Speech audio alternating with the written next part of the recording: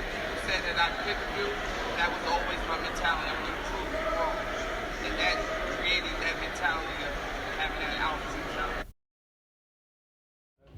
You know what I'm saying? Like, even like my decision from going junior high school, I played with most of the best players in New York, high school and in junior high school. But I knew what I was getting myself into. Like, I'd rather know, okay, they all over there, bet. I'm gonna go over there and I'm gonna be the best over there. Don't have me come over there and all of a sudden it's like, oh, I ain't know where he come. You get what I'm saying? Like, nah, okay, if they all nice over there, I'll be there. Just don't surprise me when I get there. Like, okay, make sure everybody there. If ain't nobody there, then you wasting my time. Why you didn't go to St. Raymond's? Because are you from the BX? Gary D asks me that all the time. You know that? Cause I played with the Ravens and yeah, I know. Trust me, I know. Gary D, what happened was in junior high school, Mo Hicks used to be at all the games. Like he'd be at a lot of the games. Thankfully. Gary DeCesar had the freshman coach there. I'm starting to call. He had the freshman coach there, so this is the podcast right here. when the freshman coach used to come to the games, that was kind of like a turnoff in a way. Like, I'm not trying to play freshman. Like, but if it was, I also seen that because when you went to Rice, that's where you ended up playing. I played varsity, but I didn't just jump in and straight play varsity, which I respected the fact. Don't give me something without earning it. I'm cool with that, but let me know that the top guy is looking at me, not, you know what I mean, the freshman coach. You get what I'm saying? So Mo used to be at all the games. That means, to me, it meant I felt like he took his time to, you know, kind of show interest in me. Like, okay, he knows my game. You get what I'm saying? Like, who would want to go to a school where the coach doesn't know their game? The main coach. You get what I'm saying? Like, I'm not trying to play for the side coach. I'm trying to play for the main coach. So if the main coach know how good you are, then it's a level of comfort. Like, okay, you know what? Even if I do play freshman or JV, the main dude has evaluated me and seen how good I am and how good he felt I was. Gary DeCesar never came. He would never come to the games, but he explained to me that that's how he always done things. Guys would come to St. Ray's off of the fact that St. Ray's, the history, the tradition, whatever, and then once you get there, it's kind of like you get placed where you're gonna play. I was like, you wasn't really checking for that. I wasn't checking for the freshman team coach like that.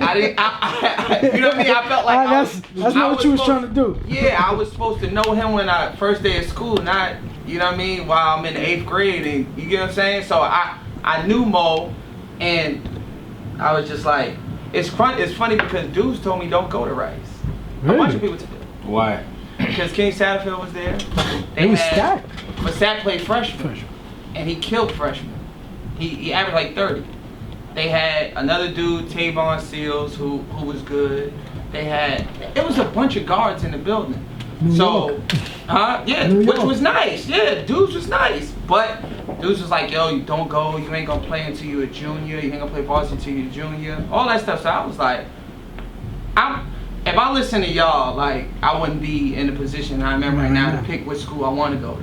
You get what I'm saying? Like, you don't know Mo Hicks is at all my games. You don't know that. You get what I'm saying? But of course you're gonna say, cause you looking at me like, you ain't gonna play varsity. Not too many dudes play varsity. You small.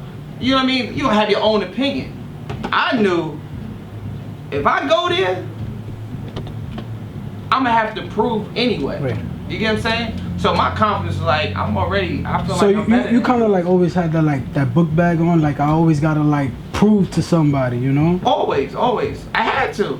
Anytime you step on the court, somebody gonna look at me like, especially when you get what I'm saying, size you up from the rip. Right. You get what I'm saying? So that's what always fueled me. Like, yo, if somebody sized me up from the rip, I'm sitting there like, bet, okay, now I'm gonna make you really feel this. Because I already peaked that. Like, I watch everything, but I don't say nothing. I'm quiet. You observe. Yeah, so I could see as soon as you step on the court, somebody like, Because even like when we used to go out of town, dudes would hear about me, but they ain't know my height, you get what I'm saying? They just, know the name. They know the name. So then when they see you and they put the name together, they're like, fuck out of here. And that's the first thing. And that's what we want, though. And that's you really got that, Dre? all the time. But now with social media, listen, everybody it used to be crazy. Like even like when camp. That's crazy. Look, ABCD camp. Who'd you play against in ABCD camp? Everybody. Let the people know. Chris Duhan, a dude Jonathan Hargett, Avery McQueen, a kid that went to Michigan, a little small guard, Taliek, Amari Sawyer, TJ Ford. TJ Ford from Texas. Yeah, and that's like my best friend. Word? That's my I guy. love TJ Ford, man. That's family. Who else I played? You name it. I went to ABC 3 times in high school. But you was there the year LeBron and Omar Cook were there? Yeah. No, Lenny Cook. Lenny Cook. But I was a counselor then. Okay. That's when I had was in college. Okay. But yeah, like my senior year, that was kind of like where it was like the guards, all the guards went there. Like Omar and them went to Nike camp or whatever, but it was like more guards in ABCD. Mm-hmm. And I never forget, I walked into the hotel. And when you come into ABCD, the camp, like, it's like front page of the newspapers, like all the newspapers, because that's like the biggest thing for high school kids during that time. Mm-hmm. So it was either Nike or ABCD. ABCD was a Reebok asset. No, it was Adidas at that time. So they had on the cover, they had like me on the cover, and they was just talking about me going to the camp and blah blah blah and all this stuff, and talking about all the top other dudes, and I walked in. I ain't know what was like, you know what I mean, like normal, like it's camp. Like I already know dudes is gunning for me. I ain't tripping. I'm coming in already ready. Bullseye. Yeah, I already know. I'm used to it, so I'm cool with it. And as soon as I walk in, you just hear dudes. This nigga? This him? Like, I ain't say nothing to nobody. I mean, I'm with my bags. I'm trying to check in. Dude sitting in the lobby. I'm gonna bust his ass. Hold up. Nah, it's about to get crazy in this camp. Like, that's how dudes was. Like, everybody was just like, size you up, size me up. Yo, nah, you bugging. And then the whole week, I killed that whole week. I was probably the only player, or one of the only players that averaged 10 and 10 and only played 2 quarters. You're gonna play 2 quarters. Double quick. You're gonna play 2 quarters in camp. You good? They ain't checking for us. They checking for you already know. We in the hood. You already know what they checking for. Yeah, you can only play 2 quarters, and you can play 2 quarters, and sometimes they let you play. They call like the horse quarter. Mm-hmm. But the 4th quarter, where if the game is close, you can sub and do whatever you want. But I only play 2 quarters. I average 10 and 10. Did every time you go to that camp, like after the camp was done, you felt like your confidence was like, now that you, like, meaning, once school play came into play, like you was like, nobody could check me because look what I was doing at these camps. Or you always felt that nobody. I think I felt that more than anything playing with Mr. Couch. Mr. Couch used to have the runs. Mr. Couch, man. Shout out to Couchman Dykeman, man. Shout out Mr. Couch. He used to have the runs with Mark Jackson, Anthony Mason, Allen Houston, Sham, Kareem, all of them, Kareem Reed, Felipe, all of them used to come and be in town, like, and then it'd be like other NBA players, Damon Stoudemire, dudes to come in town.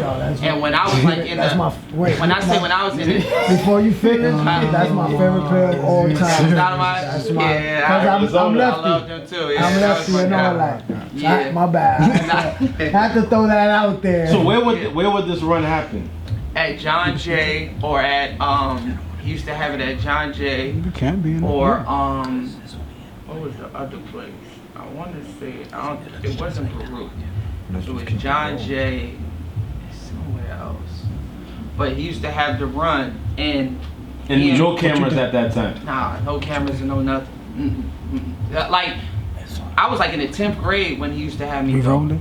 And were you the only high school player at that time? At the time, it was, the first time I went, it was me, somebody else. But he didn't invite too many high school players. Mm-hmm. You had to be the best. Like Ben Gordon used to go when he was in high school. So tough. Who else? It was very few dudes that got invited. Yeah, but he used to like put you through the ringer. Like while them dudes is playing, starting off, you had to run around the gym with the medicine ball. You know what I mean? Do the little like side workouts and do stuff. And you Put in the work play that they put in. Yeah, you couldn't even get in yet. It was kind of like you was paying your dues, and then they'll throw you in and mix you in.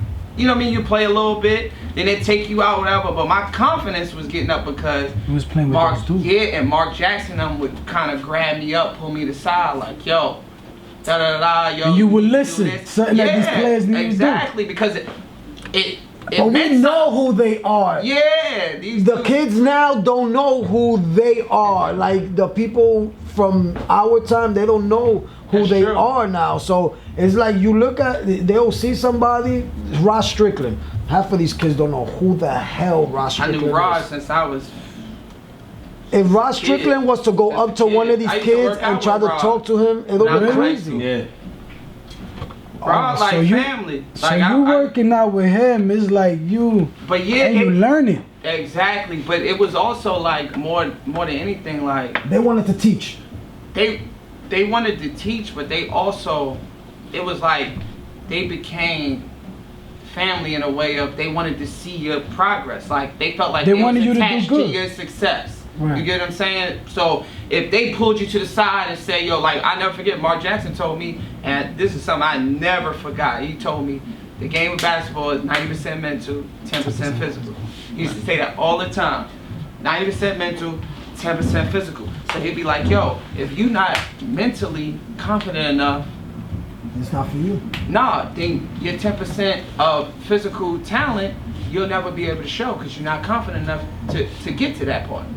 So that's something was always that, you know what I mean? Because me being smaller, you had to be confident enough to show what you could do. If I felt like, oh, I couldn't play with these dudes, how would I show that I'm good enough to play with them? How many hours you spend like working on your game, man? How many hours? When you was coming up, I'm talking about high school. Like everybody, painful workouts. you know, like everybody saw you, you know, on the court, you know, killing. But I'm talking about the behind the scenes. I just always loved playing though. That's the whole thing. So it like, wasn't even hard it was for even you. like even like at Rice, I would play. We would practice for 3 hours, 3-4 hours. Dudes would leave, get dressed. Me and Sat would still be out there playing one-on-ones. Like dudes would be leaving, getting dressed. We'll play one-on-ones till our bus passes don't work no more. So we gotta figure out and tell a bus driver why we get on the bus So late. They got a You get what I'm saying? fucking days, Like, man. and I'm talking about like God 5 damn. hours, and I'm talking about like we going at it, like we don't know each other. Mind you, me and Sat was playing against each other and with each other since we was 8. Since we was 8 years old. So like, it was times with me and Sat, I didn't like nobody liked Sat. Cause Sat didn't pass the ball. You get what I'm saying?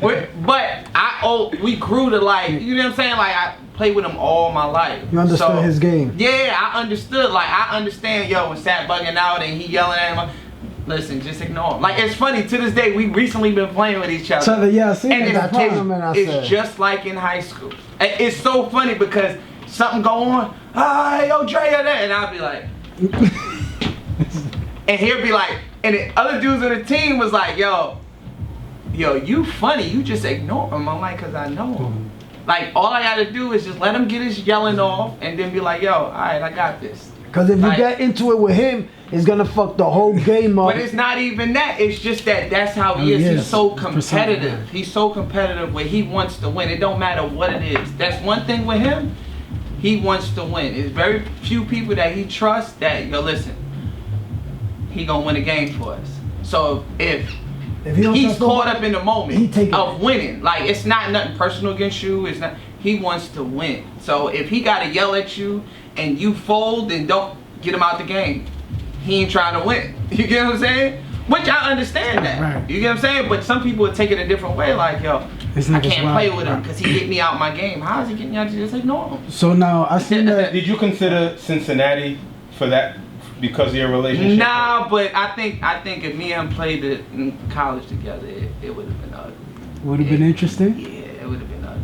It would have been ugly. Cause it's So you, him, it's DeMar like Johnson. it's like Basketball is about chemistry It's too. we man. know each other so well. Like I don't I don't know how many games that we really lost together.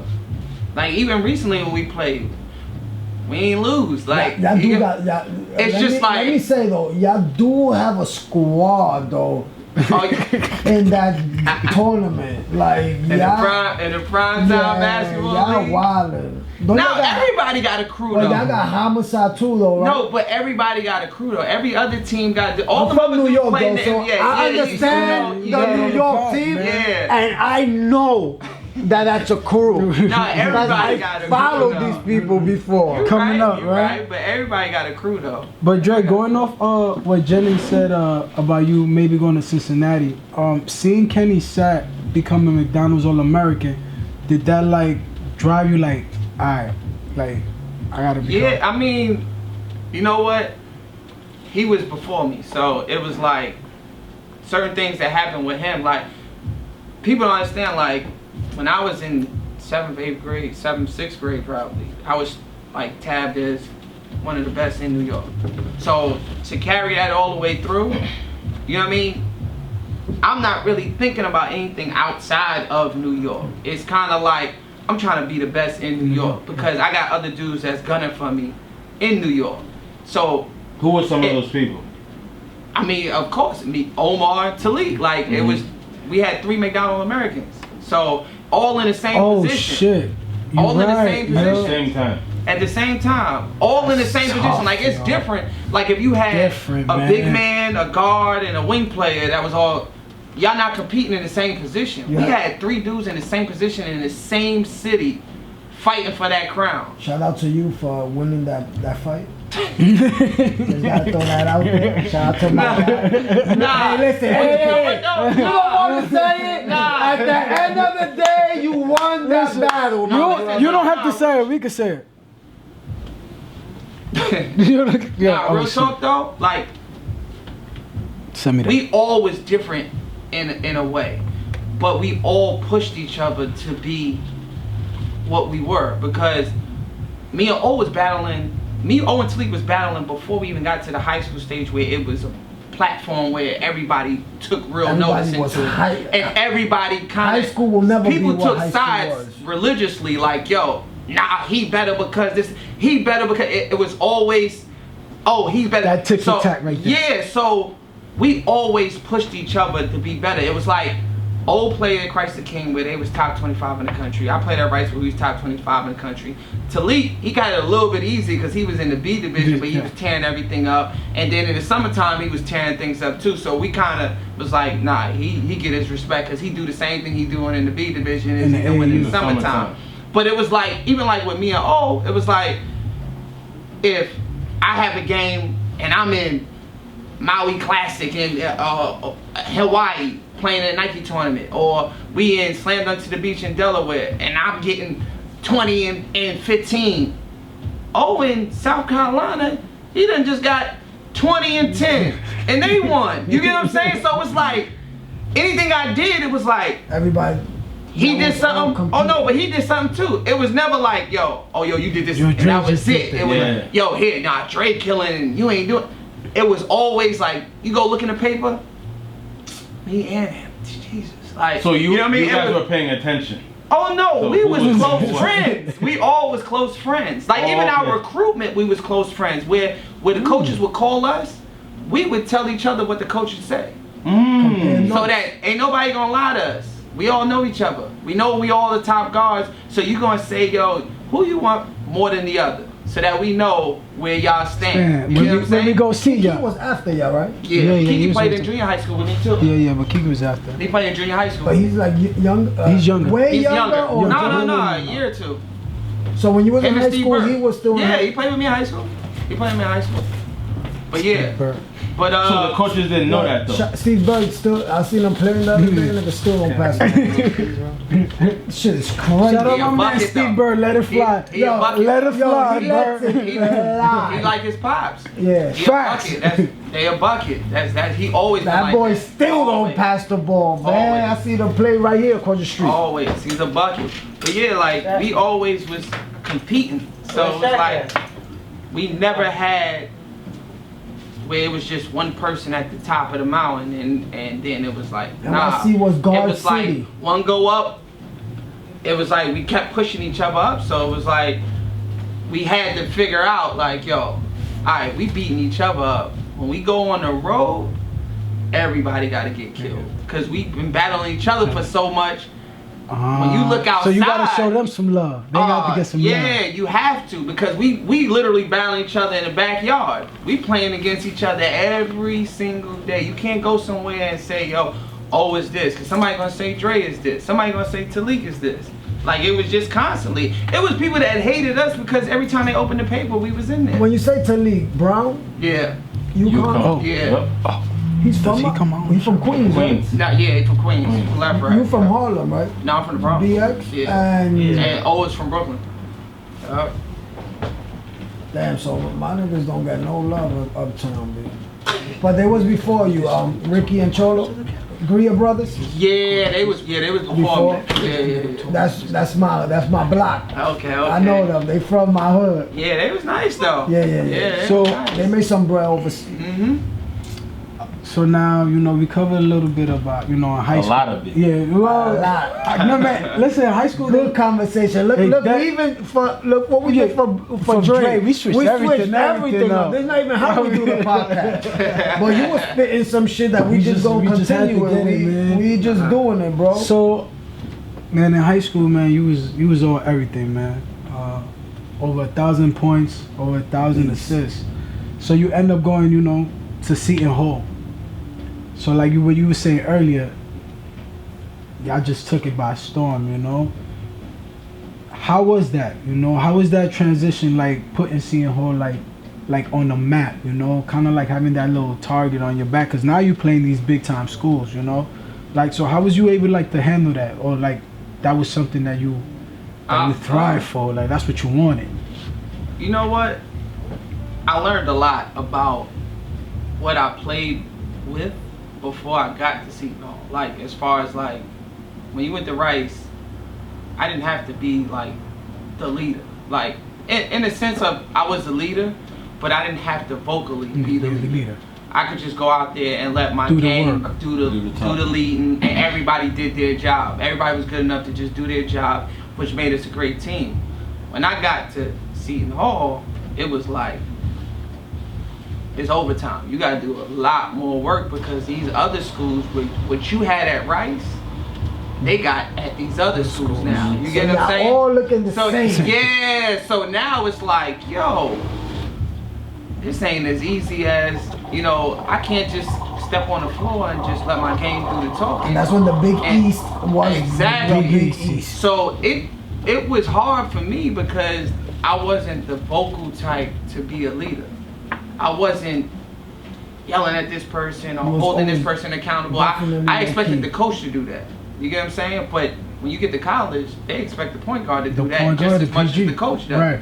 So for me, it was a struggle because I'm sitting there like, they should be leading me rather than me leading them. I'm only a freshman. But because of that experience, it allowed me to be a better leader, a better point guard, a better player, because now I had to figure out, how am I going to get this person to compete with the number 3 pick on UConn, the number 4 pick on UConn, Number 9 pick. at Boston College. So you really had to. You get what I'm So you saying? really Like, had to know your teammates. So because you had to know figure out themselves. what gears to push. I had to know everything, literally everything. And one thing that Louis Orr, he was a good coach for me because he allowed me to just run the show. When you on the floor, do not look at me. He said, if I feel like I, might change a play or something, then I'll tell you. But other than that, don't look at me. Just play. And you make all the decisions out here because I trust you. So now I'm out there calling my own stuff, calling my own plays. We in the huddle. He like, yo, Dre, what you want? And you get what I'm saying? So now I'm over here like, Dang. thinking the game now. Thinking, and I'm playing, and I'm calculating how many shots this dude got, how many shots this dude got, and Coaching. I'm pretty much coaching in a sense, but Coaching and playing. but You LeBron. like even like my friends would be like, yo, why you ain't shoot the ball more? Like you could have took 30 shots today, and I'm like, yo, I got teammates. you don't understand it. Like it's a process to this We ain't in because the hood no I'm more, gonna need bro. him in the next game. So if he plays well down, his confidence for when we play this team is gonna be high. So I ain't gotta worry about him for the next game because he played well. I ain't worried about myself. I know I'm gonna get mine, but how am I gonna make everybody else get theirs, and we gonna win? So now I need a group of dudes that's confident that when we play against the UConns and the Syracuses, and they not afraid. They confident enough to know that, yo, we better than them. Me, I know I'm better than them. You know what I'm saying? Like, that's how my confidence I don't know was. about y'all, but Yeah, I know I'm better than that. them. I know that. Now I gotta get y'all to believe that we're just as good and better than them. You know what I mean? Let me ask you, where do you think that comes from? Just the Father. experience of learning how to be a leader. And having Honestly, a dad. taking my bumps and bruises. Yeah, of course, my pops always. Like, shout out to him. yeah, he my actually pops ref, and my he mom. actually ref a game. Yeah, like- last episode I got a little emotional because you know a lot of us don't grow up with our father, but there's Yeah. some lucky ones like me, like you, Mhm. that we got our pops out there. For sure. So people don't understand that having your moms, you're always basically gonna have your moms, unless me, but that's not the point. But you're always gonna have your mom. But having your father there, bro, knowing that some of your friends don't have their father, you just it's important, and you just appreciate the fact Yeah. that you got a man in the crib to let you know, like, yo, you are Gotta be a bum. man. What are you doing? Like, you got to do this different, like, especially if your father knows about basketball. Yeah. My pops, he was different though. Like in the sense of like, I see a lot of these dudes now. Like their pops is like the hype man for them. Yeah, They, ain't no they hype overhype the Yeah, kid, ain't no hype over and here. they don't realize that when they go to college, some coaches might look at your kid as he ain't as good as what you think he is. And that's why I like But the you're not ball. playing for your pops. You playing for this But coach. that's why I like You the get what I'm saying? ball, because he tells his kids when they ain't doing shit. I seen a video the other day, and he telling Jello, you ain't making it to the NBA doing that bullshit. You gotta Yeah. get your shit together. You ain't doing it. I use him because basically that's the parent that is out there, Yeah. that is loud as Vocally, hell, yeah, is yeah. vocally involved. So that's why I use him as an. I'm sure there's a whole lot of fathers out Nah, there that yeah, do the same. for sure. But But they he's tell- out there. They tell him the wrong thing. My pops, it's funny because anything I did, my pops kind of looked at me like, That's not how you do it. nah, it was just like, okay, it's cool. Like, you know what I mean? Like, you ain't that guy. nah, You yeah, regular. that's it. Yeah. And it's funny because it's not until probably about 3-4 years ago, we had to talk about it. And he was just like, yo, like, he was just like, you know, I'm proud of you about, you know, just, like, I never thought that you would make it this far. He was like, yo, it's funny, I waited so long for somebody to bust your ass. Like, he was like, yo, I every time I come to the game, I'll be like, yo, this is the game. He gonna get his ass busted. He said, for some reason, you would always do what you do. And he's like, yo, it was to the point where it was just like, he's for real. Like, this is serious. Like, you know what I mean? It's not, you get what I'm saying? Because he looked at me through. It was genuine. No, but it was like he just always looked at it like, okay, he can't just keep having success like this and somebody don't get at him. But that Like, kept you humble at the same yeah, time. but I always look for him to be like, yo, 30 and 10, you killed her. That's not happening. And I get 30 and 10 and he'll look at me and be You like, could have had 40 and 20. you missed 2 free throws Those at the end. Like, and I'm like, what? Like, my mom would be like, baby, you played well. My pops would be like, Missed it was alright. missed them free throws. Yeah, like, he'll just say something to throw me off, like. But the one time he actually, like, I saw, like, him really, like, show emotions, and it's funny because he'll just sit there the whole time. Yeah, nigga And sound just like my observe. pops. No emotions. But when we played Pittsburgh, and they was, like, number 4 in the country. Who was something on like that squad that Ryan year? Ramon and them, or before that? No, it was like Carl Krause, Carl Krause from the Bronx. Brandon Knight, all of them, and we beat them. And I think I hit the game winner or something. And he couldn't control his emotions. He ran on the court and hugged me. Like the crowd stormed, and he ran on the court. And we got it's a picture That's of like fire. he jumped. I didn't even know it was him. Like he just ran it, and I just hugged whoever it was, and it was him.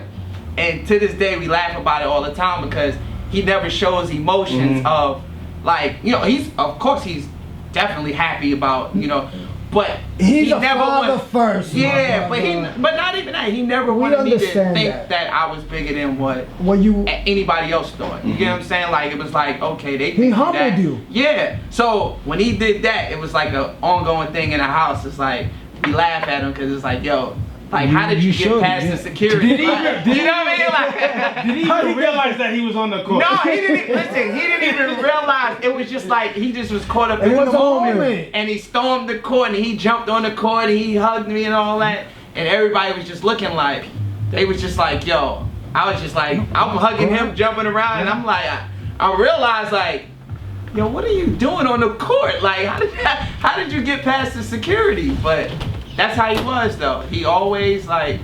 He never said like, he just observes the game. He observes it. Like he might, if I ask him questions, he'll definitely, you know, give me advice about like what he thought, like what I should have did or something like that. But he never really like, if the game is rolling, he'll just be like.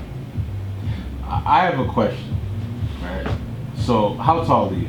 5'9", 5'10". 5'9", 5'10", give or take, depending on the shoe.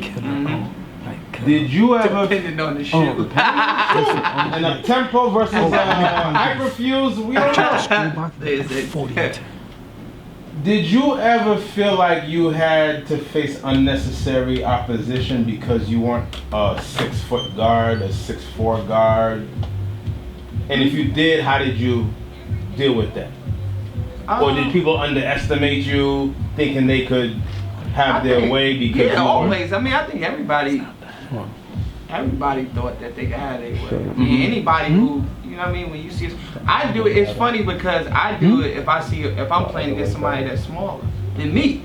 I'm like, yo, he too little. Like, you know what I mean? But, so I already know other people already thought the same way, but it's just a matter of just competing. Like, once you step on the floor, I got things that you ain't got. You might have things that I don't got. But guess what? I'm going to do that.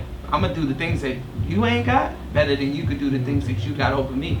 So, you get what I'm saying? Like, So you're being humble, but I have to stir the pot. Whose ass did you bust in high school that had a name? You know what? Talk about it. Nah, I ain't really. I just won. You're being polite. You're being polite. I'm telling you, winning to me was busting anybody's ass. Like, that's all I cared about was winning. I didn't care about the individual matchup. So for me, winning titles, getting in a championship, like that was, I bust your ass. I don't care what you say. Like, it doesn't matter. You could have had 30. I might have had 30 and 10, but I'm gonna get the win. So that trumps anything. You get what I'm saying? So for me, winning was. That's very PC. I understand. Nah, I'm telling you, winning, like honestly, because winning was the reward for anybody.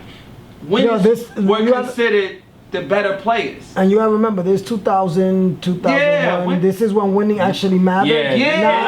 There was humility. Not when you just want to do stuff on Instagram and just show off and stuff. You feel me? This is like real basketball. Yeah. This is Right. real New York basketball. When you was in Boston cheering for the bum ass Red Sox, this was real. Like New what York City basketball. like what Dre was saying, you know, this is when you knew you was nice League was crazy. when you was coming out on when you was beat, but when you was coming out on that was newspapers. terrible. Yeah. Dre. Terrible. Look at Dre say Hayes was terrible. We had But, Jamal though. Yeah, Mashburn. Yeah. A real long Yeah, time that's ago. that was it. That was like 40 years ago. That was ages ago. But Dre, like how you were saying, you know, like now we have social media, but back in the day, like you knew you was good, you know, when you was coming out on the newspapers. You know, so I think that's something that, you know, a lot of people forget. It was hard to get in the paper. Oh, you have to be good, like what you Listen, said. if you in the paper with the Knicks and Yankees and all that, you was somebody. You know what I'm saying? Like that, it wasn't you. The news wasn't reported like that. You know what I mean? There was crimes, it was bad things going on, and then the good things was sports. So if you was in high school getting in the paper, You was somebody. that was like He was putting in work. You get what I'm saying? I never It's a made the big deal. papers because I had somebody called Tom Murray, that bum ass nigga. I can't stand him, and I hope he's like 90 and he like about to, you know, take off. Hey. What's up, yo? We're gonna keep it positive. Yo, Dre, my bad, man. Yo, you just fucked up. digressing, yo. We having a good way, Yo, man. he fucked up my. We have to do this. Yo. He fucked up. We have to do this. Yeah. Yo, he fucked up my whole. Listen, I wasn't the best kid with like the best attitude. That's your problem. Yeah. There you go, right there. That was my problem. Okay, so So how that you was- get mad at him? Because he's an asshole. But you would too. All right, but if you, all right, you right, Dre, you right. All right, you right. But I was Let's unpack only it an this. asshole because of everybody before him that was coached under him. They, you know, this is what they told me. Like, yo, you know. So you already came in with that. with the attitude. So what makes And you that think my he best was the one friend- that had attitude with And you? then my best friend was the best player on the team. Oh, okay. So at some point, the only reason I was on the team at some point Because of your best friend. was because my man was the best player So on they the should have been team. sent you off the team. And that's why they did. Basically. Yo, yeah. because he said, yo, Should have listen, been get this nigga out you gotta of be here. on the team. If he not on the team, you feel me? Like, and I appreciate that because not everybody would do some Yeah, shit you like need to that. thank your man because you should have been on But he was gonna play anyway, so that nigga ain't fooling me. You know James Feldin? Oh, yeah. Okay. So you feel me? He was like, yo, You got a good friend because Yeah. coaches sent you out of there. Nigga, I got kicked out freshman year off the freshman team and they brought me back. I got kicked out sophomore year on the sophomore team and they brought me back. Junior year, I got kicked off of varsity and they Oh, brought you me the back. problem. I was the problem. Yeah. You was yeah. Bonzi You the well. problem. And I wanna, my nephew, he's like balling right now. I put him in Catholic school for 6th grade and all that. And you need to. And And I'm trying to teach him not to do what you What did. you what did. I did. You feel Good me? job. Cause This is a lesson Good to the job. youth. Because listen, at the end of the day, what I did, I Your would nephew change. might not have a friend like James. Exactly. Facts. You know what I feel mean? me? And at the end of the day, I want him to play basketball. I stopped my freshman year of college. I was gonna make the team, and the coach called Coach Murray and asked him, "Yo, what you know? Give me some." He's like, "Listen, if you're not gonna play him, don't put him on the team. If you're gonna redshirt him, don't put him on the team. If you're gonna play the kid, he's gonna play. He's gonna hustle. He's gonna do everything. But if you're gonna sit him on the bench, it's gonna be a problem." And after that, my career. He was gonna put you on the bench. That's But right. yo, we I was gonna digress. go on the bench. We digress. So the a nigga little said, "Yo, bit. listen, it's between you and this kid. This kid is taller than you, so you know." Oh, he used that one That on pissed you? me off. He used that because one on that you? tall shit, my whole life been. That shit get me tight. The tall stuff, the no you too short, the no you this, and I done beat every obstacle. I couldn't beat that college obstacle though. So.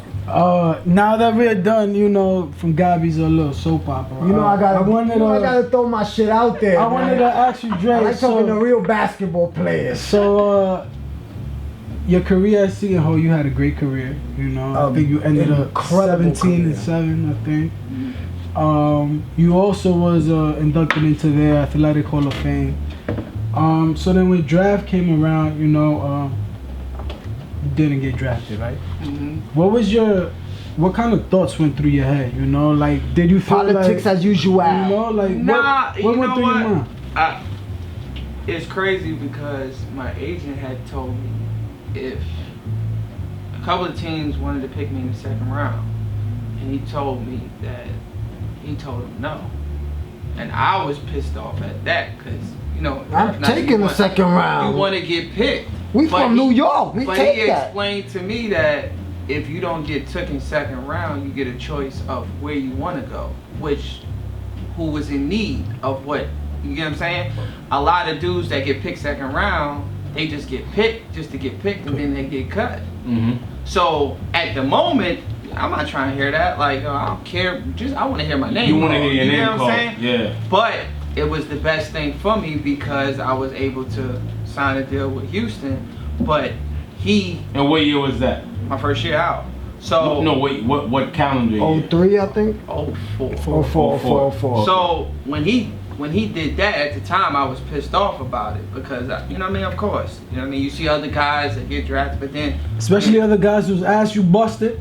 Yeah, I mean, No, you can say He's it. polite. I tried to get it out of And him. if you want to know, some names, I hit people with bats. They're not coming over here.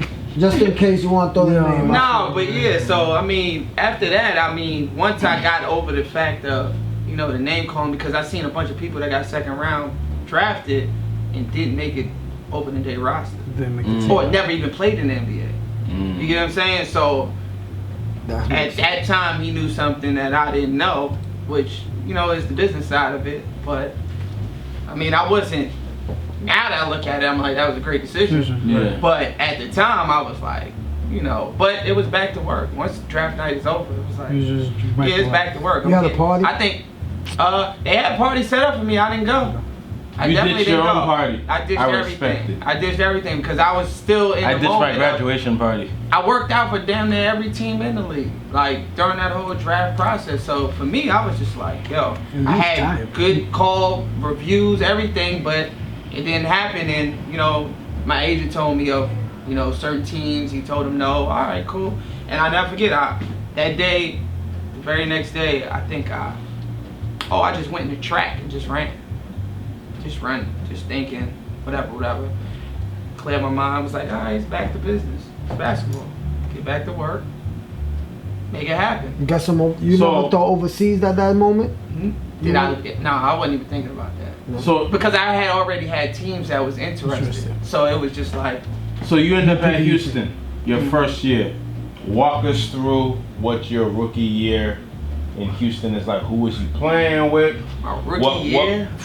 Was there rookie hazing? Who took you under the wing? I've been to Houston, so I know what Houston's about. Yeah. So talk to me about what NBA life off the court is like in Houston too. No, first of all, on the court, I played for Jeff Van Gundy. Okay.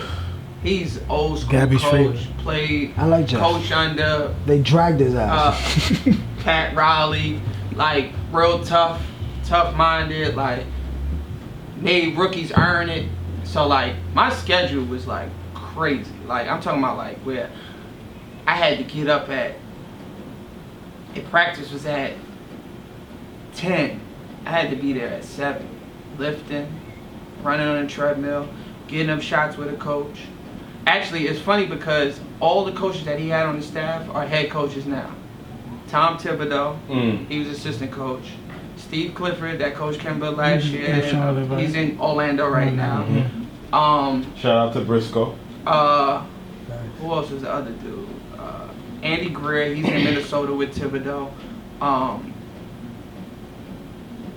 His whole staff is just full of guys that basically is still coaching like, in the NBA. Like 16 years after. Yeah, so like I had like a personal coach where like Clifford was like my guy where I had to lift, run on a treadmill, get up shots, and this is before practice started.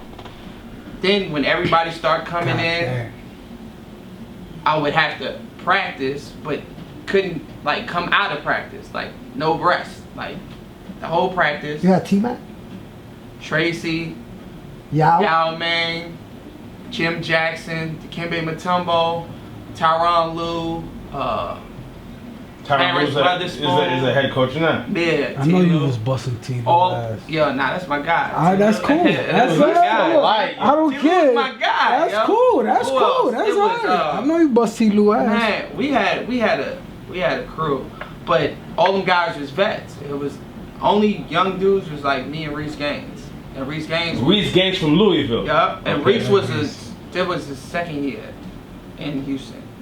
He was in Orlando, and then he got traded with Tracy over to Houston. So we was the youngest dudes. So like they used to run us amok. I'm talking about like it was times where you wake up in the middle of the night, 3 in the morning, nervous because you missed practice. Like you like the time is 3 o'clock. Like practice ain't until like 10. Like he just had you like where you was a rookie. You had to prove yourself, which nobody else in the league or many teams like coaches don't really be that hard on the rookies. But his whole thing was like, you gonna earn. You gonna make it. Yeah, you gonna earn your keeps and you gonna develop a work ethic where this is what you do. This is what you do to have a career in the NBA or to be a professional in general.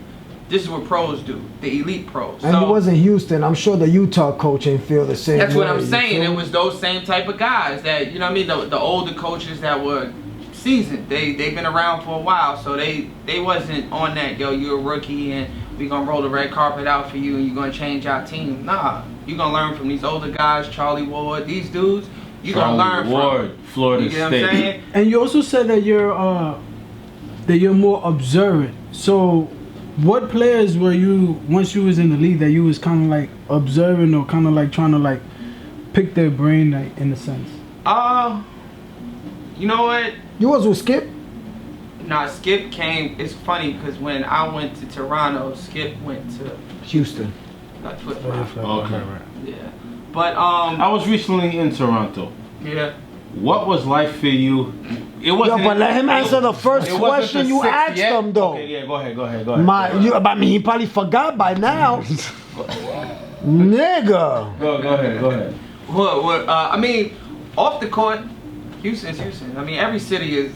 Has his own. You chill with Jay Prince and all? Yeah, did you meet Nah, Jay at the Prince? time, he was. I think he was younger at the time. Did you he listen to wasn't- Chopped and Screwed?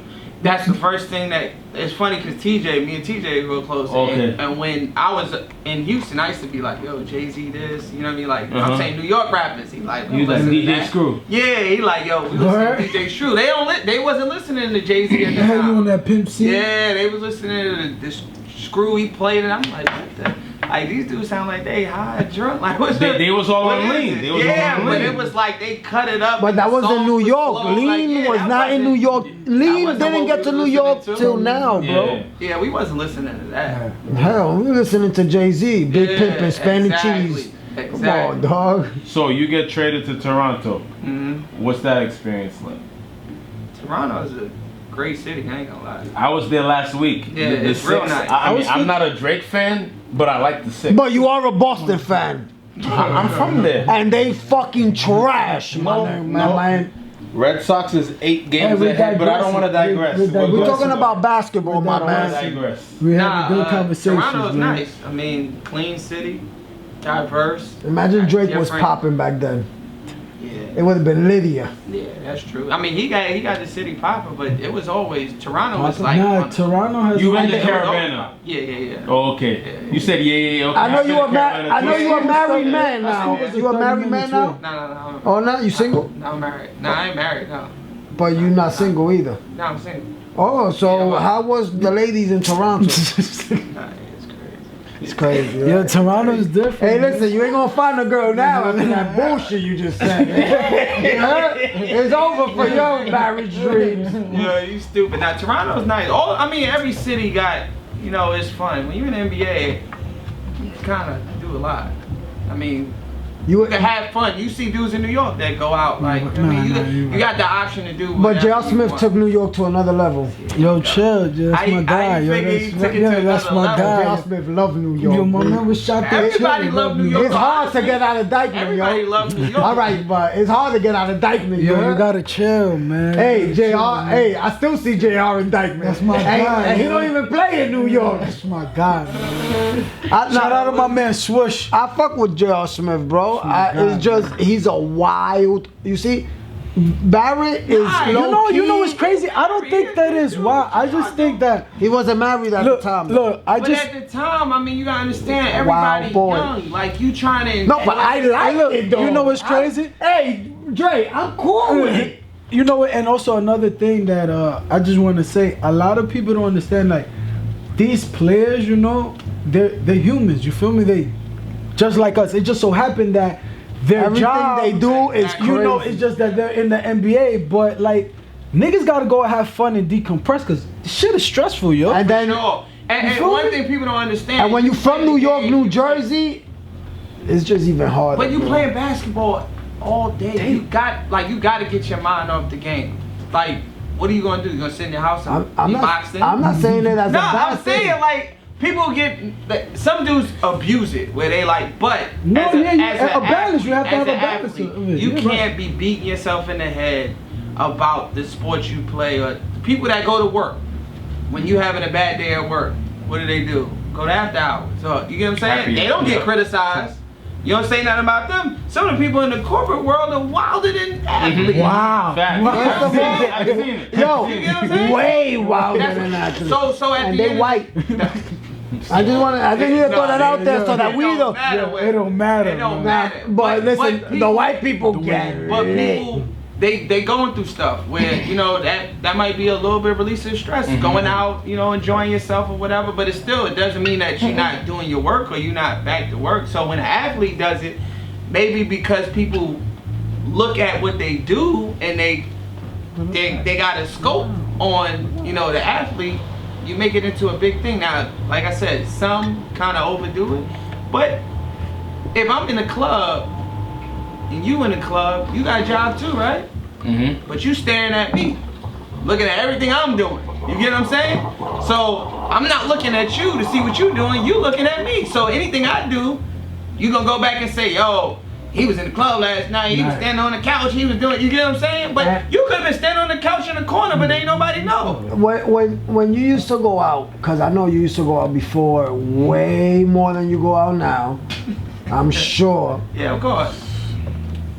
The people you hung out around with, like, did they like hold it down, like, yo, Oh, like, yeah. like See, chill, like move back, like you can't be here, like, yo, nah, see, you know what? I mean, you didn't have cameras, but now there's cameras, obviously. With me, I went out with all my friends that I grew up with.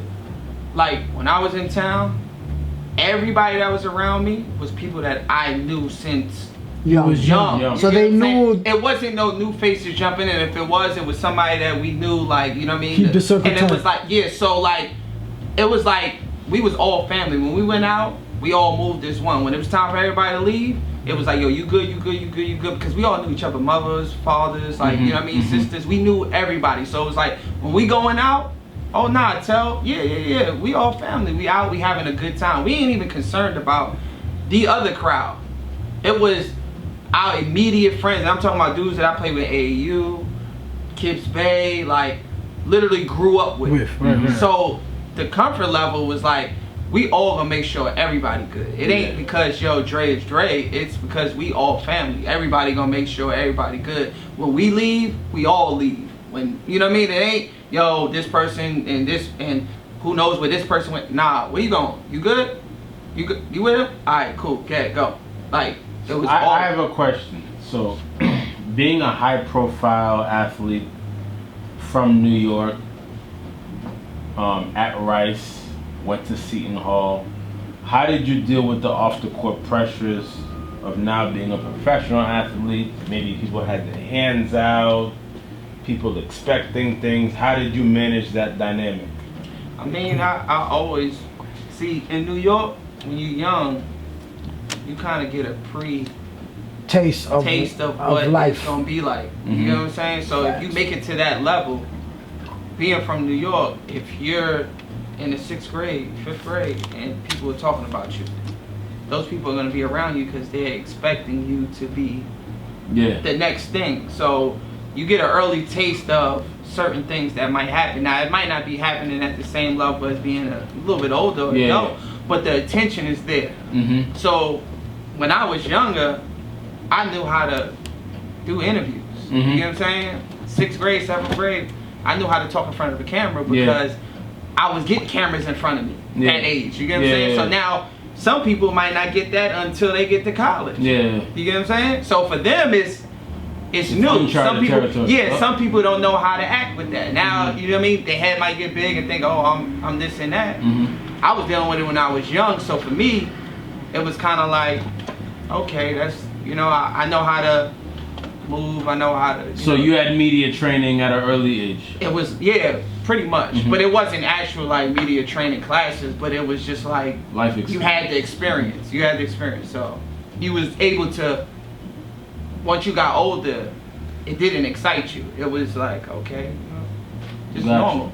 So you took us through your... Kind of touch on that because you went from like different, different city, different state, basically. Different country. Different countries as well. So your family really didn't get that chance to kind of like see you as often, With you playing with them, like they could actually, hop in a car, and go see you. So I wanted to ask, Did that kind of, is that something that you kind of like wanted to do? Was have your family be able to come see you? Of course. I mean, they always was supportive. My family was definitely supportive since forever. It was the parents that was always coming to all the games. Like, some people's parents never showed up, but mine was like everybody's parents. Like, you know what I mean? My whole AAU team kind of considered my parents as, you know, being their parents if their parents weren't there. So, of course, I think even making the decision going to Seton Hall, I was happy that they was able to be at every game. You know what I'm saying? Professionally, they wasn't at as many games as I wish they could have been at, but they were still there whenever the ones that they could make. Because you understand, when I was playing professionally, I had a little sister that they had to go see too. Who was dead nice. Yeah, so I had my You little know, sister. she went to Maryland. Yeah, my little sister, so they had to give her the same support that they gave me, which I understood that and respected that because, you know, she was going through what I was going through at high school level, college level, so that support, I know how much it meant to me. I kind of looked at it as, okay, y'all were there for me throughout the whole step of the way, it's her turn now. So it didn't bother me as much, you know what I mean? But of course they had their chances and opportunities to come see me as a professional. And still, to this day, if I'm playing anywhere, like I get in Pro City, they there. And they'll be pissed off. They'll find out, and I don't even tell them. Yeah. Like, cause that's how I always was. Like, I never wanted to promote where I was playing. And that's how I am, like, as a person. I'm always like, I'm not promoting what I'm doing. Like, your page is private, so that says it all, my brother. You heard? I done tried already. You heard? Your shit private. That says it all. Nah, but I was always like that. Like, you know what I mean? Like, I know. Like, even on the court, like, I'm not gonna say nothing. But in my mind, I'm saying a lot. I'm gonna bust your ass, you a yeah, bum. but I'm not gonna promote and publicize everything, anything I'm doing. I feel like it's gonna come out on its own. You always let the work. That's the problem Yeah. now. Everybody wanna promote their workouts. But that's the era we live in. It ain't my That's era. I'm sorry. So now, bro. Dre, cause we actually, man, this is, I don't care what y'all say, this is good content right here. You feel me? I like this interview. Yeah, I like this. We switch everything This around, is bro. my top 3. You know, we switch everything around. And what I like about it is that all eyes is on the go. my It's on man, the go, right as it here, should you be. heard? We gotta pay homage to And the the- people that Yeah, paid the behind the pound. scenes. And the Yeah. people on my live, I Yeah. put a picture of you up They earlier, love it, man. and they like, yo, I can't wait. I've been watching him because Nah, I'm that's 30. respect, though. Well, you So gotta understand, man. my 30-year-olds know about you. You feel Nah, me? it's the truth. I don't know. Respect, though, like, I don't know I mean- about the younger people, but the people that follow me, they know who Andre Barrett is. They know what Andre Barrett did. They know. And that's one thing that I always say, even like when people start talking about what they did, I'm like, yo, it don't matter what, like, people are gonna have their opinion regardless. Right. Like, you could have said, yo, I did this and this and this. They're gonna say, okay, cool, but I still don't like your game. You still ain't, you know, you still garbage to me. Like Sabari. So that's my guy. He played me in Rice too. Chill out, yo, First of chill all, out. I ain't never seen Yeah. a 7'1" nigga do salsa like that. That boy got moves, son. I ain't even going front. Yo, listen, And my you man know, raps. hey, you know And my why- man raps. Hey, Shout you out know to my why I man respect Shagari. Shagari? Bars. He take don't his care what shit. people He do. don't give care. a fuck. Yo, listen, you gotta understand this though. Nah, but you gotta Yo, understand. 7'1", don't give a He's fuck. 7'1", he been that tall all his His life. life. Imagine what he go through on a Daily basis. Nobody And he been knows. going through that when he was young, like getting on the train, everybody looking I at him used to like see he's that an nigga, exhibit. yo, Like, his He head didn't used even have to jump 7'1". to dunk the. He played so- with you, right? Yeah. For like a year or two. Yeah. For So a year or two. we were A year. talking Yeah. earlier about this era of high school basketball players. Is there a guard from the tri-state area that reminds you of you right now? And if there isn't, If you can be even honest and if say you there even isn't. follow New York basketball now, I do follow. I like Kenny Satterfield's son. He's that gonna boy. be different. That boy got I don't hard. care what nobody said when he get. I don't know about the overall game yet because he's still young. Nah, I seen the overall game. I like it. But his heart, that nigga came here, right here in this little tournament that they And got. he look right like he here. gonna be a little Yo. lanky too. But he gonna work though. He I took- tell you that. he took gonna over. make sure Zach gonna make Facts. sure he works. Yeah, he won the He game. ain't Championship. Gonna, and it ain't gonna be that he's this and that. He gonna work to be this and that. So I mean, you gotta understand. His pops came from an era where he ain't gonna let that fly. I like Rams TV. I think it's a lot of kids that, you know what, You don't like him? and the bad part, and I think this is the problem with New York now, like how we said, like, the younger dudes got their advice from the older dudes. They don't have that now. Now they get their advice from their peers, and you're listening to people that ain't never played. God they never damn played it. college Or never been in the basketball. Let him keep And I'm not preaching. even- Let and him I'm keep not even preaching. talking about I'm not even talking about NBA or overseas. I'm talking about dudes that ain't played college basketball. Some dudes that didn't even play High school basketball. But they telling you how to get to the NBA. How is that possible? That's impossible. And we grew up in an era where we was talking to dudes that was at that level. They was where we wanted to be. So the things that they said it wasn't because they were just saying it. They went was through validated these experiences. through life experience. Yeah, they went through these experiences, and I think a lot of guys that have done it on a high level, now with this era, they don't want to. I don't want to be arguing or competing with someone that doesn't know what they're talking about. So I'd rather just back off and just let y'all do your thing. You get what I'm saying? And I'm pretty sure a lot of these dudes feel like that. Kimba, Lance, all these dudes, because you're fighting with someone that doesn't know what they're it talking takes. about. I don't know shit. Or you're fighting with someone that doesn't know the experiences of being in an NBA, being in an NBA practice, the Being time in a it college, takes, the time the it takes to atmosphere. get there, Campus. the time that things college, what to look for in college, what off the court. I haven't took all the class. Yeah. Like they don't What know. what it means I to feel be you, bro. the Trust best me. player in New York. Like, what comes with that? Ain't no listening to him. He doesn't know. All he's done is watch and heard. I heard about this one. I heard about that one. You don't know it. This is someone that's literally telling you, look out for this. Look out for that. Oh, your coach is doing this. Look, this is why you should react to that. This You way. shouldn't be a hothead like him. You get what I'm saying? Like, because at the end of the day, yeah, a hothead like you, because we all played with dudes that were like that. Who Yeah. was your dude like that? Who? That was a hothead? Yeah. I mean, you always play with certain dudes like that, but at the end of the Yo, day, he's media the trained, big yo. no, you I need no. a name. I mean, name. it's always I need a listen. You name. from New York? There's always dudes that got hot heads, but at the end of the day, New York, the biggest picture was to win. New York, New That was Jersey. it. Because I So- consider New York, New Jersey. Okay, New York, New Jersey. Their character was a hothead. My year. But Love to see, see you that. gotta understand this. A lot of dudes, the main goal was to win. So if you was gonna be a hothead, you're not messing up me from winning. You're not stopping me from winning. So either listen, you gonna get it I was a. or get off the team, beat it.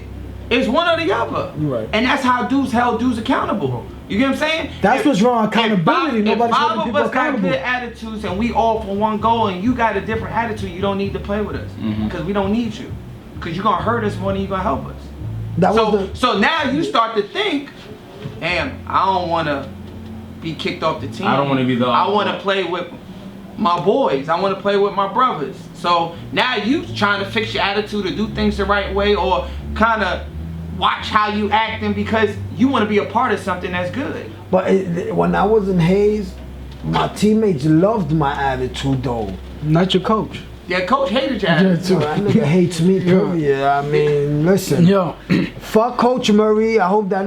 yo. Let's keep it So- positive. Let's so keep it now- positive. Man, as always, man, we having a good conversation. So Dre, you said that your father just recently told you, you know, like, damn, Dre, like, you never got your ass busted, like you dead nice, right?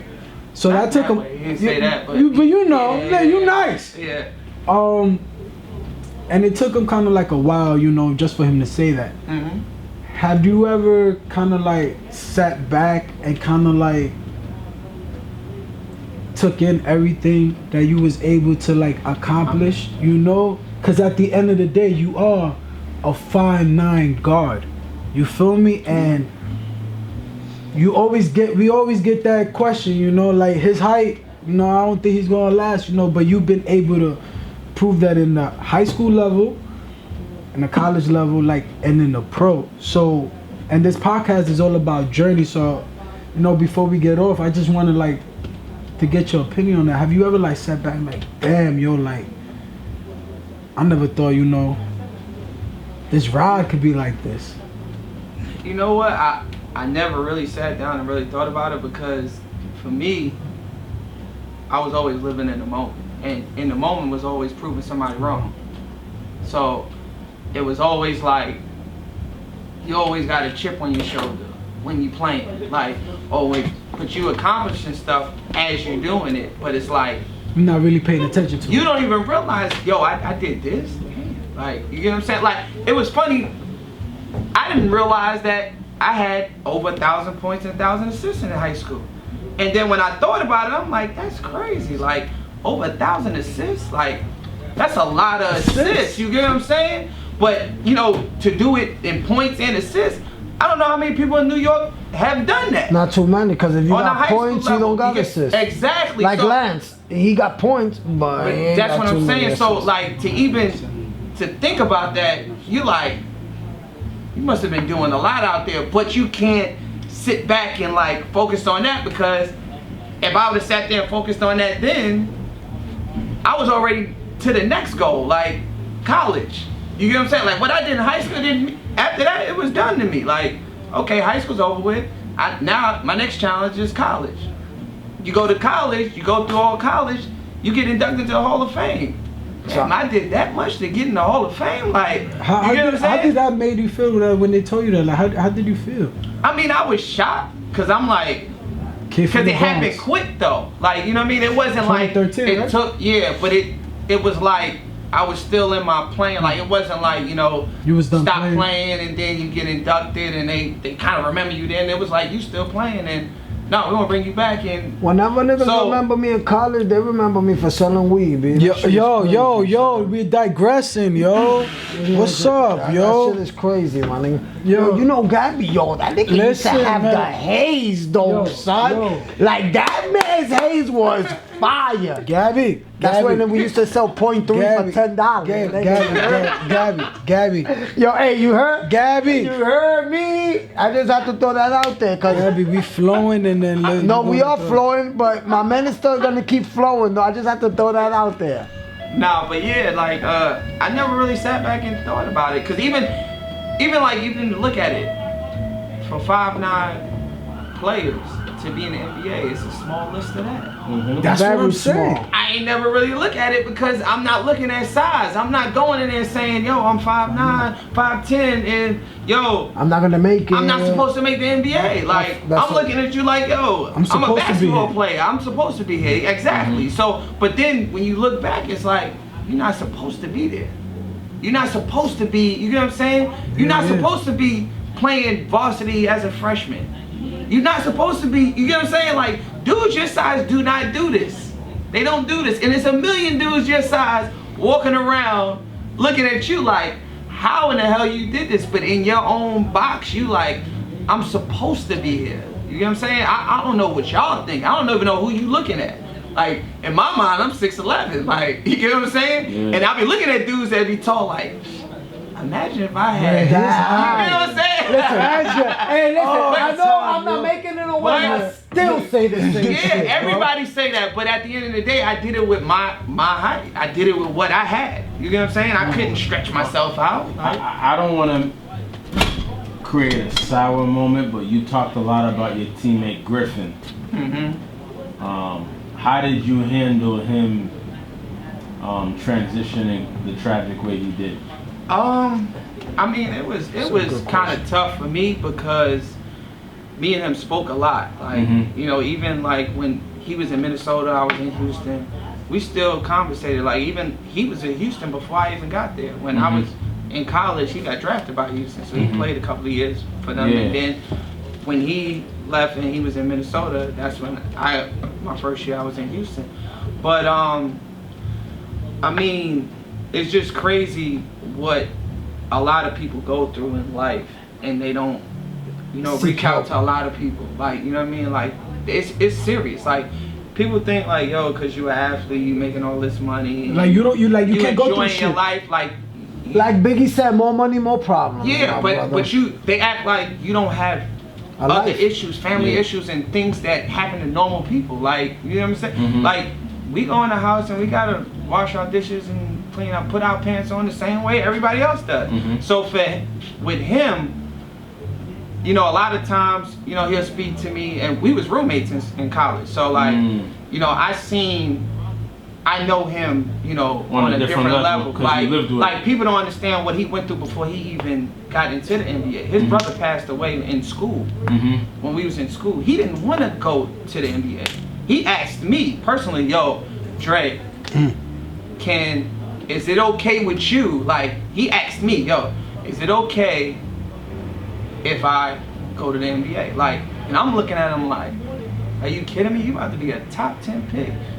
What you asking me for? Like, I wouldn't have asked you, but that's how the type of person he was. He cared about what you thought about him. You get what I'm saying? Like, and is it gonna fuck you up? Like, is me going to the NBA? Yeah, that's gonna what mess he thought. Because we came in together. We came in together. So his whole thing was like, we're gonna do this together. Right. You know what I mean? The first year didn't go how we expected it because of, you know, off the court issues, all types of stuff. But he really was concerned. Yo, should I go? Asking me. He asked my pops. Yo, like, he really reached out, and we had a sit down, and I'm like, why are you asking me? Like, first of all, your brother just passed away. You need to go and do something. And provide for the fam.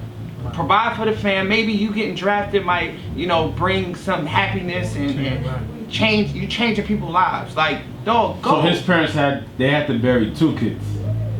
Yeah. That's crazy. You get what I'm saying? So like that whole situation, people don't understand what he was going through. And you know, you think about, oh, you get drafted on, but you still think that's still in your mind because his brother was the one that he got 2 brothers. Now that brother was the one that kind of got him into basketball. So for him, and it's crazy, a lot of people don't know this, him and his brother kind of wasn't talking for a little bit during that time period. So that probably even fucked him up even more. His brother passing away was during the period where they weren't talking. So think about a 19-year-old, 18-year-old kid, brother who stepped away, was guiding him. Yeah, then you cut him off while you in school because y'all get into, you know, a little family dispute. Don't talk to him for a little bit. He passed away of a heart attack.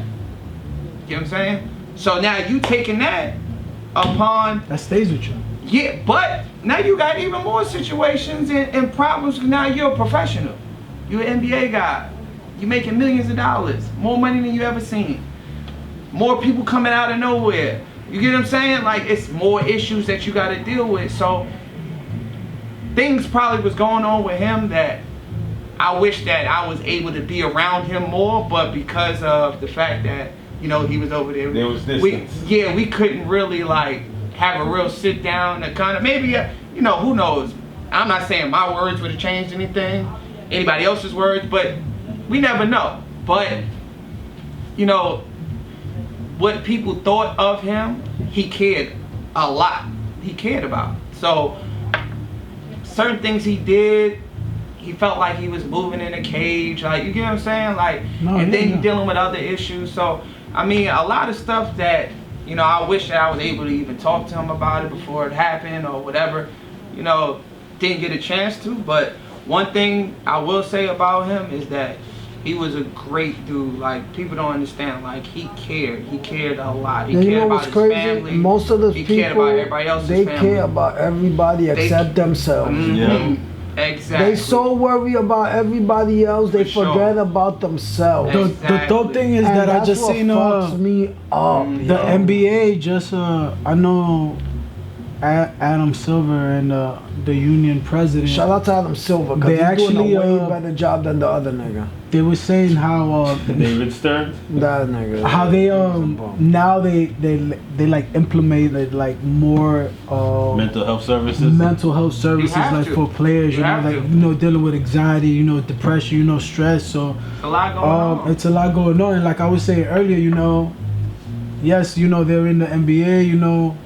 They're, you know, playing college basketball, whatever the case may be, you know, they're still human at the end of the day, and we all go through shit. And you gotta look at it too. We're dealing with the era where it's social media. Yeah. So before, like I said before, yeah, people looked at you and all that, but it wasn't gonna always get out.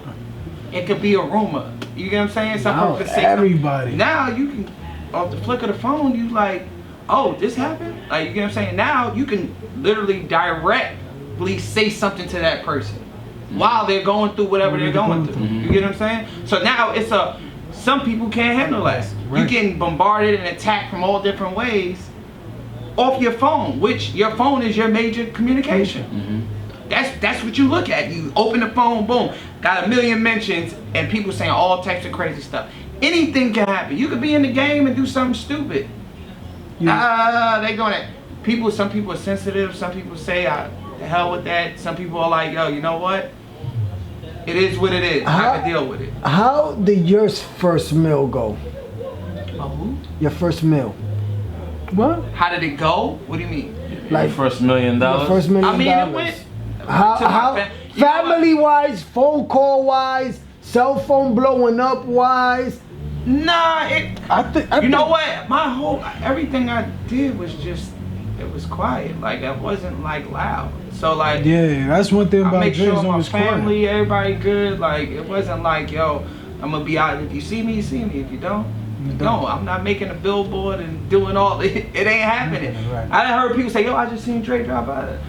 Yeah, but you seen it. Everybody ain't seen it. That's it. You get what I'm saying? So everybody's different. Some people when they get theirs, they just Smart investments. Yeah, certain people do that. Some people just enjoy that. I say one thing, when you make money, you want people to enjoy it around you.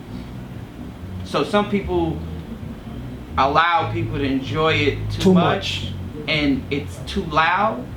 But one thing I think all athletes will say is when you begin to make money, you want everybody around you that grew up with you to enjoy it too. Now some people might take full advantage of that, but your intentions is it's not all for me. I want everybody to enjoy it. I want my friends to enjoy it. I want y'all to see the fun that I'm having. I want to see, I want to see the smile on my mom's face or my sister's face. You get what I'm saying? Like, that's, I think, your first intentions, and then, I guess as it builds, the more you get, you kind of get tired of, okay, now everybody's happy.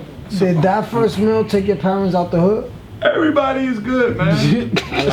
Everybody good. Man, listen. I like that, man. I love that. I personally, man, I think we covered everything that I wanted from you. Like I said, one of the reasons why I wanted you on this show is because it's about journeys. You have a story, and I feel that everybody needs to know your story because you paved the way for a lot of people, man. Shout out. You like what you just said. You haven't sat back and maybe look back at it, but I have, and Sosa's our best friend, and Sos said one of the reasons why he went to Rice was because of you. You don't understand, Sos really he idolized, the shit from you, and I was having this conversation with him today. I was like, yo, I feel like that's dope that you always pay homage, to the people that came before you. He was like, yeah, son, you have to, and I think that's something that a lot of people, don't do. I feel like a lot of young people, don't try to seek information from an OG that what you were saying, experience, everything. Not saying you're too old though. That's real though, because we all looked up to people like that. I looked up to Mark Jackson and Rod Strickland, those guys, Kareem. And when you was around that, you was observing dudes, so it was they were passing the torch. So you went to certain places because they was there. Even Sos, we family. You went to Rice. You family. All Rice dudes. We always say we all family. You know what I'm saying? Cash. Yeah, we all. I saw Cash today. It don't matter what each other's doing. We want to see everybody do good. So you know what I mean? When Sos was in Louisville, yo, I'm yelling. Yeah, that's my little man. Yo, Kimba. People don't understand. When Kimba had that bad his first year, when I think it was his first year or second year, where he didn't have a great year, sophomore year. Then he came back that junior year. It was that sophomore year. Yeah. Okay, that sophomore year, I'll never forget. I was in town and I was working out in Jersey, and I was like, yo, I saw him, bumped into him, whatever, and he was like, yo, I be having trouble getting to the gym, playing. So I'm like, yo, listen, I work out in Jersey. I got the gym, got this dude to work me out, whatever. I'm like, yo, I'll come and get you every day because I know how it is to You been come there. back to New York, You been there. and it's hard to get in the gym. Like, you know what I mean? We don't want nothing from nobody. We just want to get in the gym. I used to drive to the Jersey to the Bronx, pick them up, we go hoop, work out, take them back, bring them back. And we had like conversations where it was like, yo, like I used to tell them, yo, this year you had your sophomore year you struggled a little bit, but all the people who turned their back on you and what, I guarantee they're gonna turn back around and they gonna follow you. And I'm like, yo, look, basketball is ups and downs. Like, you can't dwell on, you get what I'm saying? Like, as long as you stay even kill. You gonna be good, cause you know how good you are. You ain't gotta have no confirmation from anybody else to tell you how good you are, how good you're not. You know what I mean? You know. You wouldn't have got to this point if you would have listened to everybody else. And when he had that great year, I swear. Year was fire. I used to tell him, yo, when I used to pick him up, I was like, yo, dog, I don't want nothing from you, because you wanna know why? There was somebody that did that for me. So I want you to do that for the next young dude. You get what I'm saying? Exactly, like the same man. thing. Because Because that for sure best. yeah, I'm like, yo, I want you to do that for the next young dude, because they looking at you. Just like how you was looking at me, or y'all, I was looking at somebody, like, we all looking at each other. So this is more valuable than anything. And when he had that good year, I told him, I said, yo, dog, I told you. That's all I said. I said, yo, I told you. And he was like, yo, Dre, yo, you was right, everything. And I'm like, yo, listen, that's all I was here for, to give you that. Pass that torch. That's what somebody they gave did to me. You Right. know what's what I'm crazy? saying? They gave Let that me to just me. say this. Listen, man, 2018, ain't a lot of niggas like you, bro. Ain't a lot of niggas like us. Cause listen, if I could help a young kid out, like, I wasn't ranked or nothing, but you know, if I could help a young kid out It's that all don't about know your shit, experiences, man. I would love that. And let me tell you, one more get more thing. joy of seeing somebody doing it. And it's not about, yo, the competition of, yo, you did better than me, I did better than you. Nah, you supposed to. You got the cheat code. You get what I'm saying? That's like, if I take a test, I know all the answers, I get a B, I'm giving you the answers, you better get an A. You better. You get what I'm saying? Right You there, better. I'm giving you the answers. And one more thing, So- you never answered this question. Who the hell is your favorite young kid right now? My favorite, I mean, I like them all. I'm gonna Pick tell you one, why. Dre. I think. But you Nah. gotta pick one, Dre. Yo, he just said he Because like ain't them all. none of them really. Name a stood couple out. though, so we could give Listen, them some love. No, because you wanna know why everybody else giving them love. So they don't need all the love. They They got need to some. prove it. They need to prove where they, cause what they did in high school, when they get to college, it don't matter no Doesn't more. mean nothing. That don't Gotta matter. start all over. So if I praise you what you did in high school, guess what? And you think that you go to college and it's gonna be like that? No, it ain't gonna be like that. You gotta work for it to be like that. You like the Jelly Fam kid? I like him, Isaiah Washington? but he had a eye opener when he went to college his first year, which everybody is. But I'm pretty sure ain't nobody told him, yo, what you was doing in high school, That's the problem. it's not gonna happen when you get in the That's first the year. problem, though. But he learned his lesson, and hopefully this year he can have a good year. He can have a great year. But What do you think it's all about Shamari that. going? I think he could go too. I like his game. But it, like I said, yo, listen. It's all up to It's you. a journey. Like how you said, it's a journey. This is a journey. It's going to be ups and downs. You're going to have good times, bad times. But guess what? You got to stay on the path of the goal. right. Whatever your goal is, So how you stay handle on the it. path. Because the minute you start being hyped over, yo, they said I'm this and that, and you start running with that, You done. once you That's get what knocked it's gonna down, do, you ain't going to be able to get back up. Man, listen. One more thing. You from the Bronx. Facts. How you feel about the Yankees busting? Oh shit, it's 8-1. I ain't even Hey, paid. how you feel about the Yankees sick. busting mad. this nigga's ass? He mad. I just needed to throw that out there. Man, so, man, the Hey Now podcast, a conversation with a bunch of nobodies. Having a man, conversation with a legend. with a legend, No, New York NYC. City, man. Definitely open the door. For Shout a out lot to of all the guards. small guards. If you was a guard coming up in NYC and you didn't appreciate Andre Barrett, that means you suck. Shout out to my fact. man Malcolm Grant. My man said, yo, MG, that's my man. Malcolm said, yo, I wanted to be Andre so bad. Nigga Yo, said M- nigga said I was mad at my parents. I wasn't light skinned, yo. MG was Oh. my man.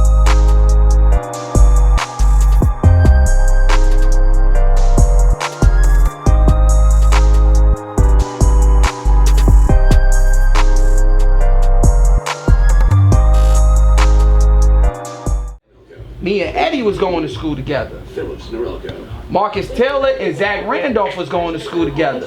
So it was like everybody was pairing up. A big man was pairing up with one of the best guards. So Eddie was like, yo, listen, I want to go to school with you. I don't give a fuck. So I'm like, yo, I bet. UCLA was recruiting me crazy hard. But they had a gang of niggas. They was just like, yo, dog, we just need you. Like, kind of like, fuck Eddie. I'm like, nah, like, you get what I'm saying? So at the time, they had Jason Capono, Dan Gazaric, they had Earl Watson, I think at the time, and Earl was gonna play the 2. They was gonna slide him over, and they had somebody else. There was another dude. Their whole starting 5 basically went to the league. Everybody went to the league. So he was just like, yo, Steve Lavin was the coach. He was like, yo, look, Dre, I ain't never recruited a New York guard ever. He was like, yo, we want you, blah, blah. I was like, yo, my man Eddie, what's up? He was like, look, that nigga top 5 in the country. That's cool and all. We got what we won already. I wouldn't tell him no, but we going after you. Like you the priority. So I was kind of like, if you don't want him as much as y'all want me, it ain't going. You get what I'm saying? Like this is a dude that don't even have to go to college. He could have went straight to the league out of high school. So I'm like, nah. Then we'll see the Hall. It was kind of like. He was just gonna start something new, like. And at the time, that shit wasn't done, and not even in Michigan. Michigan had they 5, but it was like we went to Seton Hall, and all of a sudden that shit just turned into like we was at the level of all the big schools, like just overnight, like you know what I'm saying? Watch college basketball like I used to. Yeah, so it was like when we went there, we was like, yo, we gonna start some shit up, like. So that's how you went into that mindset. Yeah, we was like, yo, we gonna start, because we felt like we was good enough to compete with anybody. It didn't matter. We didn't have to go somewhere where they was already nice. And me and him went to school together. They had Sam Dellenberg already there. So we was, you get what I'm saying? So we sitting there like, yo. Sam Dellenberg did go to, he was already there. So we was like, yo, listen. I was like, yo, listen, I got the 2 big men I need. It don't even matter who else the fuck come. Like, we can figure this shit out. So that's why I went. But I was gonna leave after my first year though, for sure. And go to the play. I was gonna leave. I was gonna either go put my name in the draft, or I was gonna transfer. It was one or the other because coach left, and I ended up playing on the Team USA. Let the people know who was coaching at that time. At Team USA? No, at Seton Hall. Tommy Amaker. Okay. And then he left, and then Louis Orr came in. But that summer, when after Tommy left, I was going to either put my name in or I was going to transfer. And I had went through like the whole process. Where were you was thinking about transferring? Maryland. And they won the championship one next year. That's one of my. They won the championship the next year. Yo, I was the. But it's crazy because Dixon, Lonnie Baxter. Yup. So that was Steve Francis then? No. Nah, Steve left. Steve was gone. But the crazy thing was that year, the year when I was going to transfer, right before that, I played with them on the USA team. I was the youngest on the USA team. I was the only freshman on the team. All of them was going to be seniors. Roger Mason, Lonnie Baxter, Juan Dixon. Yeah, all of them was seniors. I was the only freshman on the team. So I was like, yo, shit. All right, I'm on the team. I'm starting. I was starting over Dan Dickow, like a couple other. Dan Dickow from Gonzaga. Yeah. So I was killing all them niggas. So I was like, yo, fuck that. Why I gotta transfer? I was like, yo, because once I went to play Team USA, I couldn't put my name in the draft, and then transferring it didn't make sense because I had a good summer. Like I killed the whole summer. We played out. So you think your confidence went to another level? And the scouts was looking at me anyway. So you get what I'm saying? Like to go somewhere else and play. What was the point where I felt like, yo, I had my own situation? I was like, yo, this is my show. So why am I going to transfer and go to Seton Hall? I mean, go somewhere else where I'm here. I'm like, yo, and I had confidence in myself. Like, yo, I can make everybody better. You get what I'm saying? Like, I don't have to have. I would love to have a crew where everybody wanted to come in, but I was like, I can make these dudes better. I can make everybody better. So I was like, I had the good summer, and I was just like, yo, I'm coming back, then forget it. I'll just go back. And when I came back, everything was still the same. It's just that now I had to figure out how to get everybody better, get everybody on the same page, and to get everybody to compete. Because we playing against UConn. They got 7 pros on their team. You going against Georgetown. You going against Syracuse. West Virginia, Syracuse. You know what I mean? You all over. When you was in Louisville, who UConn everybody, huh? Who UConn had? Ben Gordon, Mecca Okafor, Josh Boone, Charlie V, They had who else? Rashad Anderson, Denham Brown, Taliek Brown, Karan Butler. Yo, they had everybody. That was a squad. They had everybody. So it was like, yo, I had dudes that literally didn't even play ball after they finished college. But I had to compete with these motherfuckers. And the only way I was going to get what I wanted was if we competed and we won against those dudes. So it was like, all right, I got to figure this out. That's when college basketball. I was like, I had to figure it out. I'm like, yo, I don't know how, but I got to figure it out. Yeah, but Karan Butler is